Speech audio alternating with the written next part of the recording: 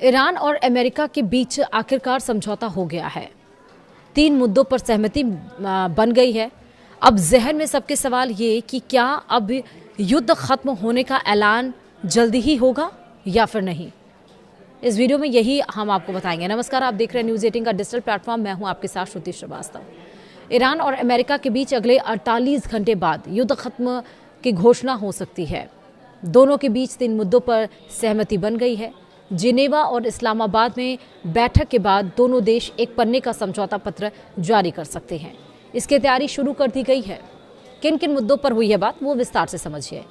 Iran और America के बीच युद्ध खत्म करने को लेकर सहमति बन गई। दोनों देशों के बीच अगले 48 घंटे में एक समझौते पर हस्ताक्षर करने की उम्मीद है।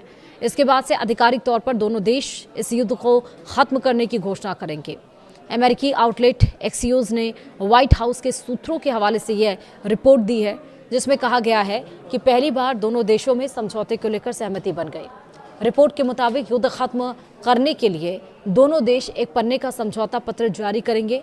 इस पत्र में 3 मुद्दों का जिक्र किया जा सकता है, क्योंकि दोनों के बीच 3 बड़े मुद्दों पर सहमति बन गई है।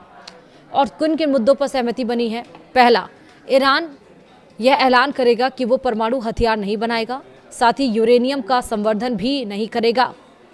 आपको ये भी बताएंगे कि क्या बोला है उसने। उसके पास जो यूरेनियम है उसे पतला करने या खत्म करने की घोषणा भी ईरान करेगा। इस यूरेनियम को कहां पर पतला किया जाएगा, इसके बारे में अधिकृत जानकारी नहीं दी गई है।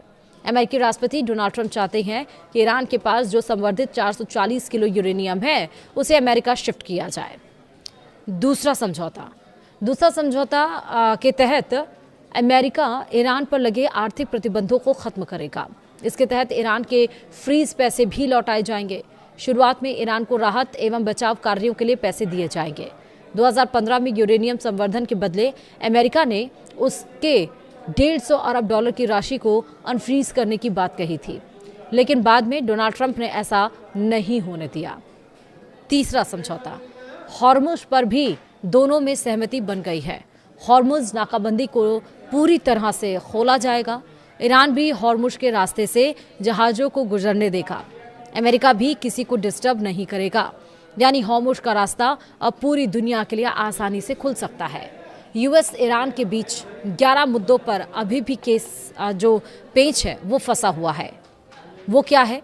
दरअसल अमेरिकी दूत स्टीव विटकॉफ और जेरेड कुशनेर 14 सूत्रीय समझौते को लेकर ईरान के विदेश मंत्री अब्बास अराक्ची से बात कर रहे हैं।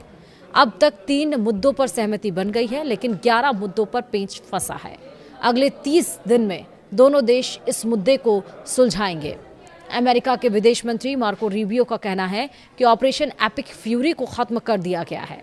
हम आगे की बातचीत शांति से करेंगे। वहीं रिपोर्ट के मुताबिक समझौते की बैठक इस्लामाबाद या जिनेवा में हो सकती है। अमेरिका की तरफ से इस बैठक में जेडी वेंस और ईरान की तरफ से एमबी गालिबफ शामिल हो सकते हैं। और ये युद्ध अब रुकना भी चाहिए, क्योंकि स्ट्रेट ऑफ हॉर्मुज बंद होने की वजह से जो टेंशन पॉइंट इस युद्ध में बना हुआ था, 1 महीने से ऊपर का ये युद्ध हो गया। 28 फरवरी 2026 से ये युद्ध शुरू हुआ। उसमें दुनिया का 20% तेल आयात किया जाता है और जिस वजह से क्रूड ऑयल कच्चे तेल के दाम बढ़ रहे हैं और कच्चे तेल के दाम बढ़ रहे हैं, जिस वजह से और बाकी अन्य देश, भारत इंक्लूडिंग, उससे प्रभावित हो रहे हैं। फिलहाल बोला तो जा रहा है कि strait of Hormuz, uranium enrichment, इन सारे मुद्दों पर सहमति बन गई है, लेकिन 11 मुद्दे अभी भी हैं जिस पर पेंच फंसा हुआ है।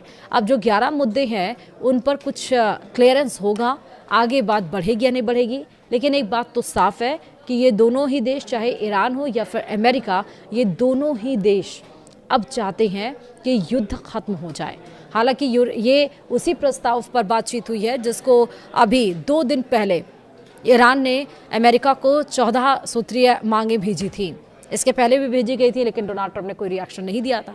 लेकिन अब भेजी गई हैं, जिस पे अमेरिका ने बातचीत की और 3 पॉइंट पर सहमति बनी। बाकी जो 11 पॉइंट हैं वो अभी भी अधर में लटके हुए हैं, जिस पर चर्चा की जाएगी।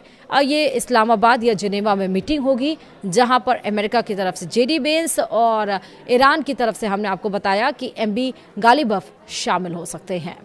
फिलहाल इस पर नज़र हमारी बनी रहेगी। कोई अपडेट होगा तुरंत आपको बताएंगे। कमेंट में आप अपने राय ज़रूर बताइएगा। शुक्रिया।